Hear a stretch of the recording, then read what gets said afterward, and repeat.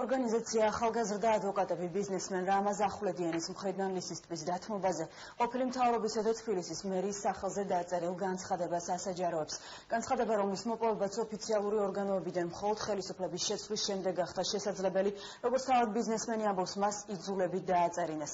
რამაზ ახვლედიანის თქმით, სახელმწიფო მაშინდელი ფინანსური პოლიციის მეშვეობით მის მიმართ ტოტალური ზეწოლა, განახორციელა და ქონება მას ღამის საათებში დაათმობინეს.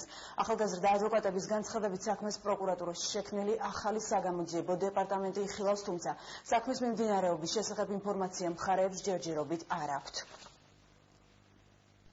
აი ამ აღნიშნული წერილის მოპოვებაში მე მინდა საზოგადოებას წარმოვუდგინო სკანდალური დოკუმენტი, რომელიც მომზადდა 2006 წლის 4 ნოემბერს ბატონი რამაზ ახვლედიანი 2006 წლის 4 ნოემბერს ერთ-ერთი ასეთი დაბარების დროს ფინანსურ პოლიციაში მას მოსთხოვეს მილიონიანი ქონების დათმობა და აიძულეს, ხელი მოეწერა, უпростоრად დაეწერა განცხადება და დაეთმო ის ქონება, რომელიც თავის დროზე აუქციონის წესით, კონკურსის წესით გაიმარჯვა, მიიღო.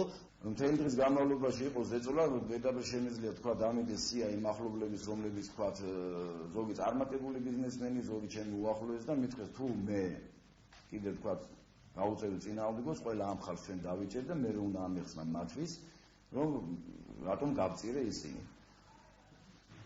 გულახდილად რო გითხრა მე მჯეროდა ისინი ამის გამკეთებლები იყვნენ და ამიტომ როგორც იტყვიან მოვითხოლე პასტა ფუქსელი, ოღონდ იმ პირობით რომ ჩემ ახლობლებს არ შეეხებოდნენ.